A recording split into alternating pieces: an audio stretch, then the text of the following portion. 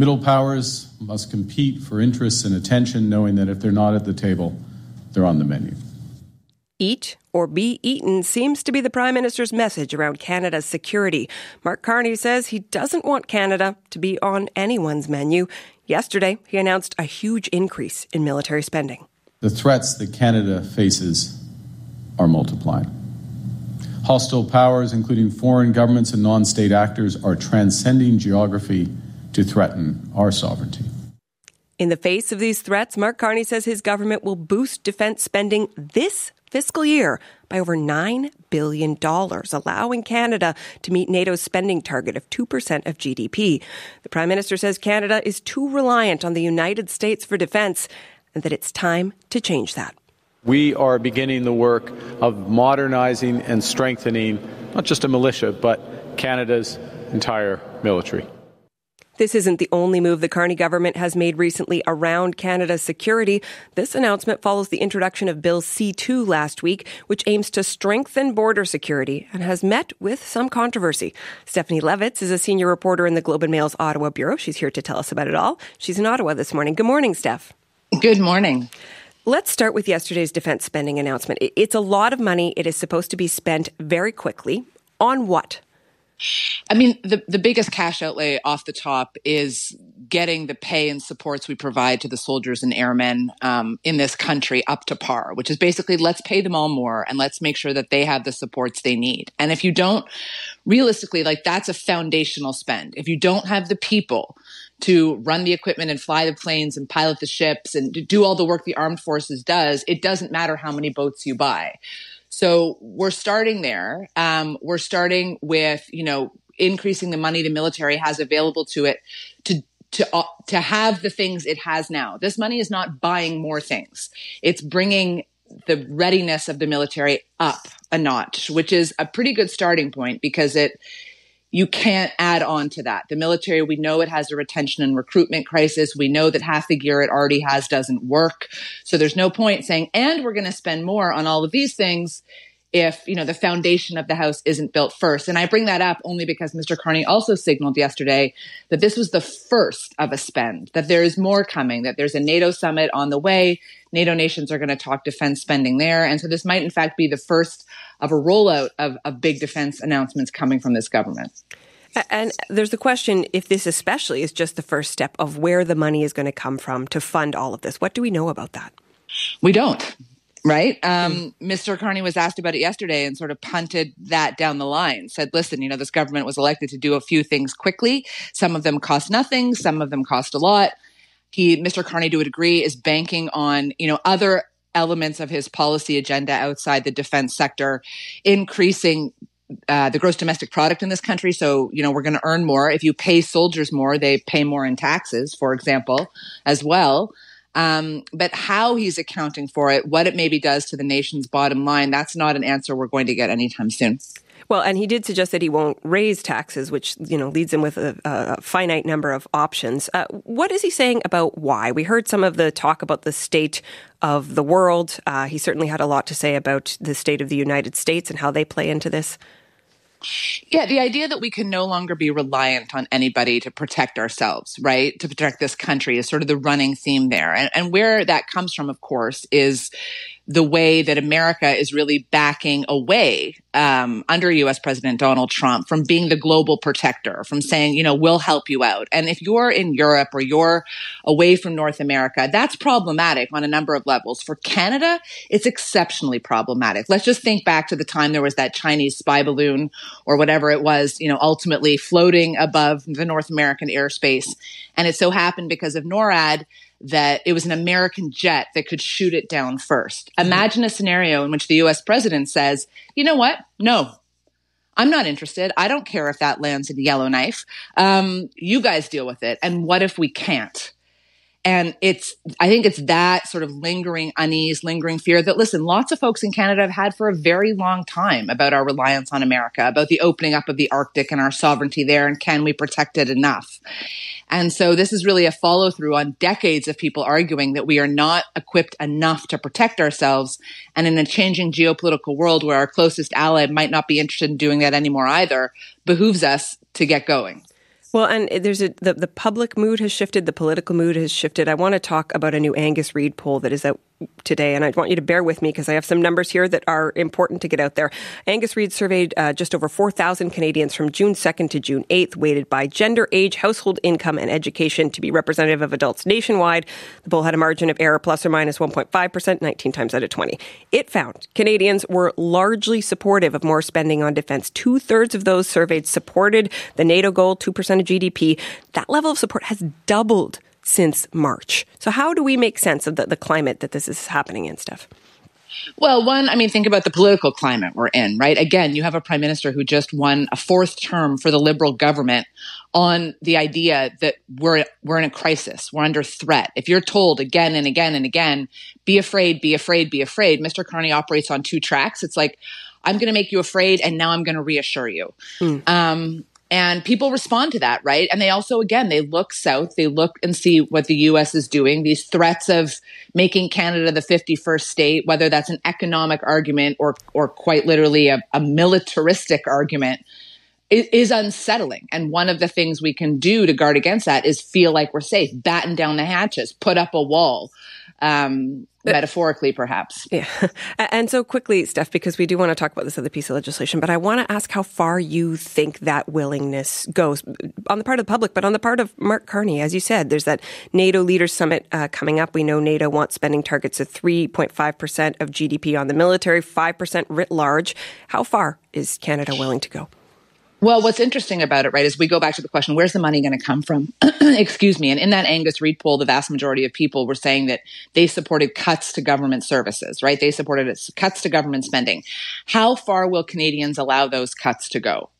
And that's sort of the litmus test here. If people, broadly say we don't want any more deficit spending, the Conservatives, opposition are very loud about that.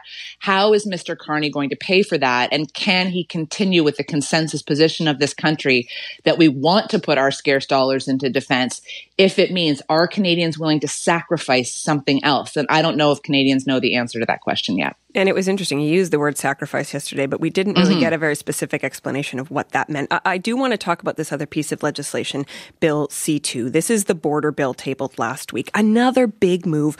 This one, there's a lot in this legislation. Efforts to reduce the flow of drugs and illicit goods across the border, limits on who can pursue refugee status, new powers for law enforcement.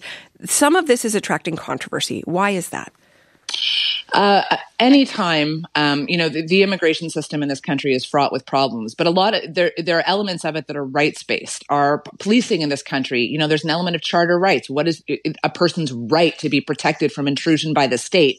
This bill, both on the immigration piece and how it treats asylum claims, for example, it limits how long you have a deadline under which you can file it, just as a for example. It gives the government massive power to just cancel immigration applications en masse.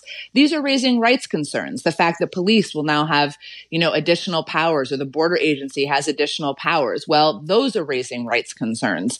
And so people are sort of have their backs up a little bit, because it's also worth noting, whereas Mark Carney campaigned on a platform of talking about defense spending, increasing it, this is all a little bit new. And people are saying, where did this come from? Why are we doing it now? And what's it actually going to look like in practice? And so politically, how likely is it that he can get this through?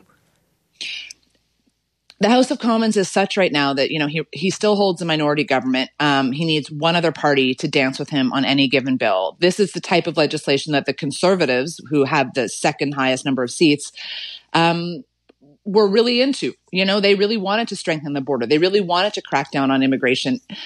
Whether, though, the Conservatives are raising some privacy concerns about other elements of the bill. So it will be interesting to see some of the arguing that's going to have to go on in the House of Commons for him to get buy-in from enough other people to vote in favor of this bill. Okay. Appreciate your perspective on all this today. Thank you. Thank you. Stephanie Levitz is a senior reporter with the Globe and Mail's Ottawa Bureau.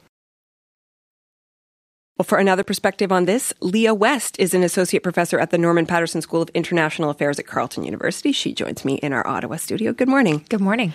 Let's start with the increased military spending. You served in the Canadian Armed Forces for 10 years. You were deployed in Afghanistan in 2010. What difference do you think this move will make for the Canadian Armed Forces? First, I think it'll it will finally pay the Canadian forces what they're worth. They have taken the brunt of the fiscal cuts to the Canadian Armed Forces. And it's not just in terms of their pay and their quality of life. It's the equipment that they've had to work with. We all know what it's like to work day in and day out with equipment that doesn't really serve its purpose or that is hard to get the job done with. And they've been doing that for decades. And so I think it'll finally show them their value, show them, pay them what they're worth, but also potentially keep more people in uniform. And also a lot of the money is going to increase recruitment and to enhance and fast-track training, which has been a problem. And so the other problem it's going to hopefully help to solve is our recruitment problem as well. And like Stephanie said, you can't do anything unless you have the soldiers, sailors, airmen, and women to do the jobs. And so hopefully this will keep people in uniform. It was striking yesterday. The Prime Minister was talking about spare parts, how some of this money was literally going to be spent on spare parts. And he said in French, c'est gênant. It's embarrassing, the state of the Canadian military. I wonder what you think this does in terms of the signal it sends to Canada's allies. We talked about that NATO meeting, but even before that, there's the G7 meeting coming up just next week. Donald Trump, a lot of other NATO partners are going to be here. What is Canada trying to do in that front? That we're going to be a more dependable defense ally, I think, first and foremost. Yes, it is embarrassing. And I've heard that out of soldiers' mouths repeatedly over the last several years. They go away, they come back, they feel embarrassed. We have great soldiers who can do great things, but they have lacked the capacity to do what they've needed to do for the last several years. And so I think by showing that Canada is serious about defense spending, that we're going to fix up the foundation of the house, as Stephanie said, so that we are prepared and capable to move forward with major defense spending announcements and new capabilities. I think that's absolutely necessary. And I think the Prime Minister was apt when he said, we need a seat at the table. And we have been invited by the fact that we are part of these alliances. But I think if anybody was going to make a defense alliance today, we would not be on the first round of invitations. So given that, to what extent does the Canadian government satisfy the likes of Donald Trump by saying, in part, a big chunk of this money is actually just paying our soldiers better? Does that really make our allies feel more secure? Well, I think so, because it signals that we're taking this seriously, that we are getting ourselves ready to be a more robust military capable partner. Donald Trump is transactional. He cares about the bottom line. And I think by saying we're at 2% is finally going to satisfy one of his longtime complaints about Canada. One of the reasons this hasn't happened in the past, and there's a lot to say about that, but part of it, the discussion has always been, it is hard to spend money on Canada's military because Canada is not very good at buying things, at defense procurement. When it comes to buying the big pieces of equipment, historically, this country has struggled. How hard is it going to be to spend $9 billion, admittedly not on big pieces of equipment, but in the span of just a few months, less than a year? I think it'll be challenging. As Stephanie rightly pointed out again, a good chunk of this money is just going to pay. So that's fairly easy to get out the door. And a lot of this is, paying people to go to sea, to go on exercise, to go up in the air, which we haven't had the funding to do, to build up those skill sets to practice and train on their equipment in real life situations where you need bullets, that cost money. You need claymores, etc. All of that requires purchasing those things because right now we don't even have the ammunition needed to exercise. So all of that is easily done. It's not like we're talking about procuring major capital projects here.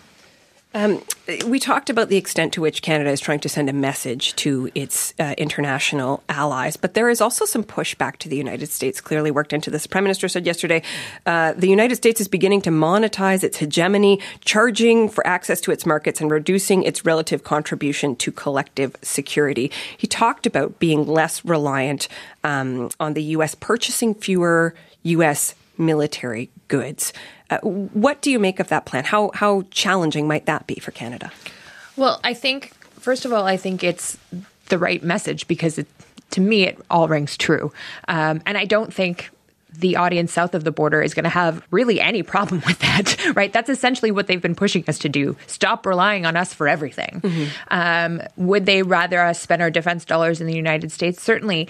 But when you have a president saying, okay, we'll build the F-45 or 47 or whatever it is, and we'll give our allies a less good version, he's signaling to your allies, time to move on. Exactly.